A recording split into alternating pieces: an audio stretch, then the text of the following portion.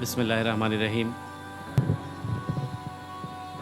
Citizen movement কর্তৃক আয়োজিত আজকের এই স্মরণ সভার সম্মানিত সুধী মণ্ডলী, আজকে একটি বেদনা বিধুর দিন, একটি শোকাবহ দিন, বাংলাদেশের ইতিহাসে একটি কালো দিন। দীর্ঘক্ষণ ধরে আমরা বক্তৃতা শুনছি, সকলেই এই ঘটনা সম্পর্কে বিস্তারিত বলেছেন এবং কী কারণে এই ঘটনা ঘটেছে, কারা এই ঘটনার সঙ্গে যুক্ত, এটি কোনো তদন্ত কমিটির প্রধানকে আনুষ্ঠানিক সংবাদ সম্মেলন করে বললেই যে মানুষকে বুঝতে হবে তা কিন্তু নয়। প্রত্যেক মানুষই এই ঘটনা সম্পর্কে, এই ঘটনার পেছনের ঘটনা সম্পর্কে বিবেকবান মানুষ যারা দেশ নিয়ে চিন্তা করেন, দেশের প্রতি যাদের মমত্ববোধ আছে, দেশকে যারা ভালোবাসেন, প্রত্যেকে এই জিনিসটি বোঝেন এবং জানেন এই ঘটনা কেন ঘটানো হয়েছে, এই ঘটনা কারা ঘটিয়েছে এবং এই ঘটনার পেছনে কারা আছে। তবে আমি একটু আগে মেজর আশফাকের কথা শুনছিলাম, উনি বলছিলেন আমিও এই ঘটনার একজন প্রত্যক্ষদর্শী। আমি অবশ্য সরাসরি স্পটেই ছিলাম। আমি তখন দৈনিক ইত্তেফাকের কূটনৈতিক সংবাদদাতা। সকালবেলা আমি উঠেই বাচ্চাকে উঠিয়ে দিয়েছে, খুব ভোরে, নর্মালি একটু দেরি করে উঠে পত্রপত্রিকা পড়ছিলাম, তাতে এরকম ঘটনা তো থাকবার কোনো কারণই নেই। হঠাৎ টেলিভিশন ছেড়ে দেখতে পেলাম যে এরকম শুধু আওয়াজ দেখাচ্ছে, ফুটেজ দেখাচ্ছে যে বিডিআরের দরবারে এরকম একটা ঘটনা ঘটেছে এবং বিডিআর বিদ্রোহ হয়েছে, এরকম একটু নিচে লেখা আসছে। তো আমি আমার চিফ রিপোর্টারকে ফোন করলাম তখন। তো উনি বললেন হ্যাঁ, ঘটনা সম্পর্কে আমরা জেনেছি, ইলেকট্রনিক চ্যানেল চলে গিয়েছে। আমি একজন রিপোর্টারকে পাঠিয়েছি, ওর নাম মাহবুব জুয়েল, এখন বোধহয় রেডিও টুডের সে নিউজ এডিটর হিসেবে কাজ করে। ও গিয়েছে, তা আপনি আরও দু একজনকে আমি পাঠাচ্ছি, মনির হায়দারও যাবে। তা আপনার যদি কোনো অ্যাসাইনমেন্ট না থাকে আপনিও ঘুরে আসতে পারেন। তাই বললাম যে ঠিক আছে যাই। তা আমি বেরিয়ে পিলখানার দিকে রওনা দিলাম। গিয়ে দেখলাম যে অনেক সাংবাদিক বাইরে তখন অবস্থান করছেন, আমাদের বিভিন্ন চ্যানেলের রিপোর্টাররা সেখানে আছেন। ঠিক বাইরে, অর্থাৎ পিলখানা দরজার পাশেই, গেটের পাশ দিয়ে একটা বাম পাশে আপনারা হয়তো দেখেছেন একটা স্ট্যান্ডার্ড চার্টার্ড ব্যাংক আছে। এই স্ট্যান্ডার্ড চার্টার্ড ব্যাংকের এইখানে অনেকে আসছেন এবং একটা যুদ্ধংদেহী অবস্থা, এদিকে যারাই আসছেন বন্দুক তাক করা আছে, কি যেন উপরে দাঁড়িয়ে, গেটের উপরে যে স্তম্ভগুলো আছে, এই স্তম্ভগুলোর উপরে দাঁড়িয়ে কারা যেন কি বলবার চেষ্টা করছে, জওয়ানরা।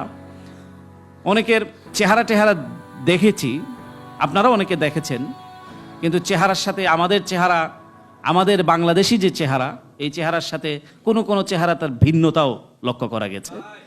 তো যখন দেখলাম, তো গুলি করবে অনেকে সাহস করছিলেন না। তবে কিছু টেলিভিশন ভিতরে ছিল, যেহেতু বিডিআরের দরবার ছিল, অনেকে আমন্ত্রিত হয়ে অনেক টেলিভিশন চ্যানেল সেটি কাভার করতে গিয়েছিলেন। দু একটা টিভি চ্যানেল তারা ভিতরেই ছিল, যার কারণে অনেক ফুটেজ তারা পেয়েছে, কিন্তু সব ফুটেজে তারা ব্যবহার করতে পারেনি। আমরা শুনেছি অনেক ফুটেজ নিয়ে নেওয়া হয়েছে। তো বাইরে অনেকেই এবং জটলা করছেন, কিন্তু যারা আসছেন কথা বলছেন, প্রথম দিকে দেখলাম যে লেভেলের লোক, ধরেন থানার ওসি, পুলিশের লোক, এই ধরনের লোকজন এসে ডিল করার চেষ্টা করছেন, কথা টথা বলছেন।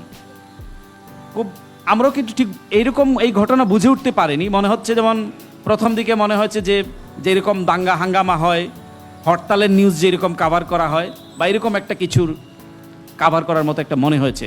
কিন্তু যখন গুলি এবং তাক করে আছে, তখন সাংবাদিক আমাদের অনেকের মধ্যে ভয় কাজ করেছে যে তাকালেই তারা গুলি করবে। তবে তখন তারা কিছু চিরকুট পাঠাচ্ছিল ভেতর থেকে, এরকম চিরকুট ওই উপরে উঠে ওরা ছুঁড়ে মারছিল এবং বলছিল যে তারা যে এরকম তাদের দাবি দেওয়ার কথা বলছে এবং তারা তাদেরকে জিম্মি করেছে, এটাও বলছে দিনের। এবং এরকম চিরকুটও আসছে, কারা বলছে সৈনিকরা বিডিআরের, যে কোনো চিরকুটও আসছে, অনেকে পেয়েছেন, আমি কেন, অনেকের মুন্নিশা আটা এরাও ছিল, ওরাও পেয়েছে। তো কেউ বলছে যে এখানে অফিসারদেরকে মারা হচ্ছে, এই অফিসারদেরকে মেরে ফেলা হচ্ছে, এটা আমরা চাচ্ছি না, অফিসাররা কষ্টের মধ্যে আছে, এরকম একটু কেউ বলবার চেষ্টা করেছে। অর্থাৎ যারা দেখছে, মারার কথাটা তখনও বলা হয়নি, তারা বিপদে আছে, তাদেরকে জিম্মি করা হচ্ছে। অর্থাৎ অফিসারদের প্রতি দরদ সম্বলিত চিরকুট আছে, যেমনি ডাল ভাতের চিরকুট আছে, তাদের দাবি দেওয়ার চিরকুট আছে, পক্ষান্তরে এরকম চিরকুট তারা পাঠিয়েছে সাংবাদিকদের মাধ্যমে। কোনো কোনো রিপোর্টার ভিতরে প্রবেশ করেছে, যারা আগে ছিল তারা তো ছিলই, কেউ কেউ ভিতরে গিয়ে বিভিন্ন রুমে কথা বলেছে। খুব সম্ভবত আমাদের ইত্তেফাক রিপোর্টার মাহবুব জুয়েল ও বোধহয় ভিতরে চলে গিয়েছিল, সেও বিভিন্ন চিরকুট আমাকে এনে দেখলো, ভাই এগুলো আসছে এই, আমি বললাম তুমি আপডেট দাও, সে তার ইয়েটিয়ে নিয়ে গিয়েছিল এবং অফিসকে আপডেট করা হচ্ছিল। তো এরকম এরপরে দেখলাম যে শাসক শ্রেণীর লোকজন আসলেন, আপনার নানক, তারপরে আপনার ফজলে নূর তাপস, মির্জা আজম, এরা এসে ওই যে সাংবাদিকরা যেখানে ছিলেন, আমরা যেখানে ছিলাম ওইখানেই এসেই কেউ কেউ ঘুরপাক খাচ্ছেন, কথা বলার চেষ্টা করছেন। তো আমি দেখে মনে হলো, সব কিছু দেখে আমার কাছে যেটি মনে হয়েছে যে ওইখানে যারা ছিলেন একটু দায় সারা ভাব আর কি, মানে মনে হয় নাই যে এরকম একটি ঘটনা যে এতজন অফিসার সেখানে জীবন্ত প্রাণ দিচ্ছে, এরকম ঘটনা কিন্তু ওই পরিস্থিতিতে বোঝা যায়নি, তবে বোঝা গিয়েছে যে এটা একটি মিউটিনি, একটা বিদ্রোহ। তো এইরকম একটা ঘটনার মধ্যে যারা ডিল করতে গেল, এটি মানে ভাবা যায় যেখানে এরকম একটি ঘটনা ঘটছে, সকলে জানে। অনেকে বললেন জেনারেল শাকিল ফোন করেছেন, তাকে বাঁচাবার আকুতি জানিয়েছেন ডিফেন্স মিনিস্টার অর্থাৎ প্রধানমন্ত্রীকে, তিনি ডিফেন্সের দায়িত্বে, কিন্তু তারপরেও এই ধরনের তাদেরকে কেউ শোনেনি। তো এটা তো না শুনবারই কথা, কারণ আমরা তো ঘটনা জানি। এই ঘটনাটা এখন এটা বিশ্লেষণ আকারে একটু বলে আমার বক্তৃতা শেষ করছি।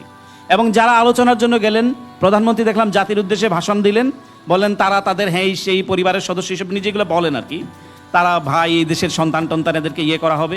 কিছুক্ষণ পরে আমরা দেখলাম দিনের তারপরে দেখলাম যে আমরা দিনের শেষ ভাগে এই সমস্ত লোকজন তারা এই একটা মাইক্রোবাসে করে তাদেরকে নিয়ে যাওয়া হচ্ছে, বলা হচ্ছে যে প্রধানমন্ত্রীর সাথে তারা আলোচনা করতে গেছে। খুব সম্ভবত ডিএডি তৌহিদের নেতৃত্বে একটি প্রতিনিধি দল সেখানে আলোচনা করতে গিয়েছে এবং তাদেরকে নাকি শেরাটন থেকে আপ্যায়িত করা হয়েছে, তাদের জন্য খাবার দাবার গিয়েছে। তো সব কিছু মিলিয়ে এইরকম একটি ধোঁয়াশা, এরকম একটি মানে অপরিচ্ছন্নতা, এরকম একটি যে দায়সারা ভাব, এরকম একটি বড় ঘটনায় এটি কিন্তু এটি চিন্তাও করা যায় না। এটি এরকম একটি ঘটনা আমরা জানি যে সেখানে 57 জন সেনা অফিসার প্রাণ দিয়েছেন এবং সেখানে সিভিলিয়ানও ছিলেন, সর্বমোট 74 জন মানুষ সেখানে প্রাণ দিয়েছেন। এবং 57 জন অফিসার তারা সেই অফিসার নয়, এখানে অনেকে আছেন, বিশেষ করে আমি অনেককে ব্যক্তিগতভাবে চিনি যারা আমরা একই অফিসে কাজ করেছি 5 বছর। কর্নেল নাফিস, কর্নেল এমদাদ অত্যন্ত ভালো মনের মানুষ ছিলেন, ভালো অফিসার তারা ছিলেন। বিশেষ করে কর্নেল এমদাদ, তিনি পিজিআরএফ ছিলেন এবং প্রধানমন্ত্রী বেগম খালেদা জিয়ার নিরাপত্তার দায়িত্বে ছিলেন। ঠিক তেমনিভাবে তার বাবা অবসরপ্রাপ্ত অনারারি লেফটেন্যান্ট আব্দুল মোতালেব শহীদ প্রেসিডেন্ট জিয়াউর রহমানেরও বডিগার্ড ছিলেন। তারা বাবা এবং পুত্র এই বাহিনীতে কাজ করার সুবাদে শহীদ প্রেসিডেন্ট জিয়াউর রহমান এবং দেশনেত্রী বেগম খালেদা জিয়াকে তারা নিরাপত্তা দিয়েছেন। এরকম লোকজনও সেখানে, কর্নেল নাফিস, অনেকে, আমি অনেকের এই কর্নেল এলাহির কথা বলা হয়েছে, অনেকের কথা বলেছেন, আমি নাম শেষ করা যাবে না ওনাদেরকে বলে, এবং তাদের কথা যদি আমাদের বলি, আমাদের ব্যক্তিগত মেলামেশার কথা বলি, সেটি অনেক কথাই বলতে হবে। শুধু এটুকুই বলি যে তারা সেনাবাহিনীর অত্যন্ত চৌকস অফিসার ছিলেন, ভালো অফিসার ছিলেন, দেশপ্রেমিক অফিসার ছিলেন এবং ছিলেন বলেই তাদেরকে টার্গেট করা হয়েছে। এটি কিন্তু বক্তৃতা দিয়ে বলে বোঝাতে হবে না। তো যেটি হয়েছে সেটি হলো যে এই 74 জনের পাশাপাশি এরকম একটি বড় ঘটনা বাংলাদেশের ইতিহাসে তো নয়, অনেকে মিউটিনি বলেন, এটা কিন্তু মিউটিনি নয়, এটি কোনো বিদ্রোহ নয়, একটি জেনোসাইড, এটি একটি পরিকল্পিত হত্যাকাণ্ড, এটিকে বলতে হবে হত্যাকাণ্ড। এটিকে যদি বিদ্রোহ বলেন, মিউটিনি বলেন, এই ঘটনাকে ছোট করা হবে এবং এই 57 জন অফিসারের জীবনের সঙ্গে উপহাস করা হবে, যেটি বলছিলাম। এবং এই ঘটনার এখানেই কি শেষ? এরকম একটি ঘটনা পৃথিবীর ইতিহাসে এরকমও নজির নেই। 800 জনকে দণ্ডিত করা হয়েছে, 153 জনকে এই অপরাধে ফাঁসির দণ্ডে দণ্ডিত করা হয়েছে এবং সর্বমোট 800 জনকে বিচারের আওতায় এনে তাদেরকে একতরফাভাবে দণ্ডিত করা হচ্ছে এবং 50 জন জওয়ানকে নিরাপত্তা হেফাজতে হত্যা করা হয়েছে, যদিও তারা বলে হার্ট অ্যাটাকে মারা গিয়েছে। 50 জন সেই তালিকা। এরকম একটি ঘটনা আমাদেরকে, আমরা কিন্তু অনেকে দেখি বিভিন্ন স্ট্যাটাস দেন, আমরা কাঁদিতে পারি না, শোক। এটি তো শোক বক্তৃতা দেওয়ার কথা নয়, এটি বলবার কথা নয়, এটি হলো অ্যাকশনের কথা।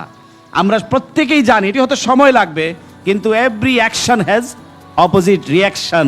প্রত্যেক ক্রিয়ারই তার বিপরীত পার্শ্ব প্রতিক্রিয়া আছে। আজ হোক কাল হোক এই রক্তের দাম শেখ হাসিনা ওয়াজেদকে দিতে হবে। যেটি হচ্ছে এই, আমি জানি না আমার সময় শেষ হয়ে গিয়েছে, না হলে আমাকে বলবেন। তো এই ঘটনার আমি দেখলাম সাম্প্রতিক কালে একটি আর্টিকেল লিখেছেন ঢাকা থেকে ঘুরে গিয়ে, এই লন্ডনে হাই কমিশনার ছিলেন মিস্টার কুলদীপ নায়ার। উনি ভারতের কেন্দ্রীয় পরিষদের সদস্য ছিলেন, অনেক বর্ণাঢ্য রাজনীতিবিদ, প্রায় 91 বছর বয়স ওনার। আমার সঙ্গে ওনার সখ্যতা, আমি ওনার ইন্টারভিউ করেছি। উনি কুলদীপ নায়ার লিখেছেন ঢাকা থেকে গিয়ে সাম্প্রতিক কালে যে বাংলাদেশ নাকি পথ হারা হয়েছে, পথের গন্তব্য বাংলাদেশ খুঁজে পাচ্ছে না। সাম্প্রতিককালে উনি লিখেছেন। এর আগে অবশ্য উনি অন্য কথা লিখেছিলেন। বাংলাদেশ তো পথ হারা হয়েছে সেদিন যেদিন জানুয়ারির 11 তারিখে বাংলাদেশের একবিংশ শতাব্দীর মির্জাফর মঈন যখন ক্ষমতাকে কুক্ষিগত করে এক ধরনের পাপেটকে বসিয়ে দিয়েছিল, সেদিন তো বাংলাদেশ পথ হারা হয়েছে প্রথম। তারপরে পথ হারা হয়েছে বাংলাদেশ 29 ডিসেম্বর 2008 সালে নির্বাচনের মূলক একটি প্রহসনের মাধ্যমে যখন শেখ হাসিনা ক্ষমতা অধিষ্ঠিত হয়েছেন, সেদিন বাংলাদেশ পথ হারা হয়েছে। পথ হারার শুরু তো সেদিন থেকে হয়েছে। এই পথ হারা বাংলাদেশ এখন পথ দেখানোর দায়িত্ব। বাংলাদেশের অনেক ডেভেলপমেন্ট পার্টনার আছে। আমি ভারতের সাথে বাংলাদেশের সম্পর্কর বিরোধী নই। আমরা একটি প্রতিবেশী রাষ্ট্র, ভারত আমাদের একটি বৃহৎ প্রতিবেশী দেশ, এবং এই কানেক্টিভিটির যুগে, গ্লোবাল ভিলেজের এই যুগে আমরা সৎ প্রতিবেশীমূলক সম্পর্ক আমরা বিশ্বাস করি। সম্পর্ক হতে হবে আপনার সঙ্গে আমার, সেটি হতে হবে বন্ধুত্বের সম্পর্ক, মিউচুয়াল ট্রাস্ট এবং রেসপেক্ট সম্পর্ক। আপনি যদি আমাকে বড় ভাই মনে করেন, আমি যদি হই ছোট ভাই, তাহলে তো আর বন্ধুত্ব হলো না, বড় ভাই ছোট ভাই হলো। তো আমরা এটা বিশ্বাস করি, সম্পর্ক হবে বন্ধুত্বের, সম্পর্ক হবে ভ্রাতৃত্বের, এবং ভারতের সাথে একটি সম্পর্ক থাকবে। এখন ভারতে একটি নির্বাচিত সরকার আছে, জনগণের ম্যান্ডেট নিয়ে এই সরকার এসছে।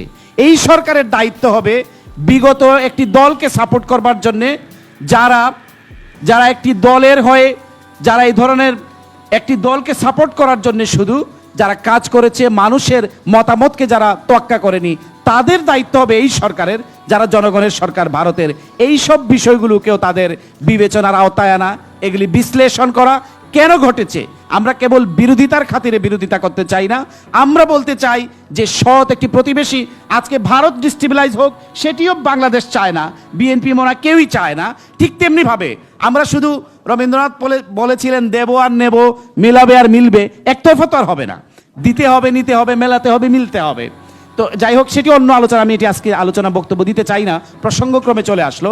যেটি কুলদীপ নায়ার বলেছেন যে পথ হারা হয়েছে, এই পথ থেকে তুলে আনতে হলে ভারতেরই দায়িত্ব একটি গণতান্ত্রিক রাষ্ট্র হিসেবে আরেকটি পার্শ্ববর্তী দেশ যাতে গণতন্ত্রে ফিরে আসে, এইরকম হত্যাযজ্ঞের যাতে সুষ্ঠু বিচার হয়, একটি সৎ প্রতিবেশী গণতন্ত্রপরা রাষ্ট্র হিসেবে ভারতেরও এটি দায়িত্ব। আমি সেটি আজকের দিনে বলতে চাই। যাই হোক, আজকের এই দিনে আমরা তাদেরকে শ্রদ্ধার সাথে স্মরণ করছি, যারা তাদের জীবন বাজি রেখে তারা শেষ পর্যন্ত তারা লড়েছেন। এবং এটি কেবল সেনা অফিসারদের বিরুদ্ধে লড়াই নয়, এটি আমাদের স্বাধীনতা এবং সার্বভৌমত্বের বিরুদ্ধে এ লড়াই ছিল। এবং নিশ্চয়ই আজ হোক কাল হোক, স্বরাষ্ট্র সচিব আনিসুজ্জামানকে দিয়ে কমিটি হয়েছে, কোয়ার্টার মাস্টার জেনারেল জাহাঙ্গীরকে দিয়ে কমিটি হয়েছে। এই কমিটির কি তদন্ত তারা করেছে কেউ কিন্তু জানে না, কিন্তু কোনোদিন এই তদন্ত এটি চাপা থাকবে না, কারণ আমরা সকলেই জানি ওয়াকুল জাল হক ওয়া জাহাকাল বাতিল ইন্নাল বাতিলা কানা জাহুকা। অসংখ্য ধন্যবাদ। আল্লাহ হাফেজ। বাংলাদেশ জিন্দাবাদ।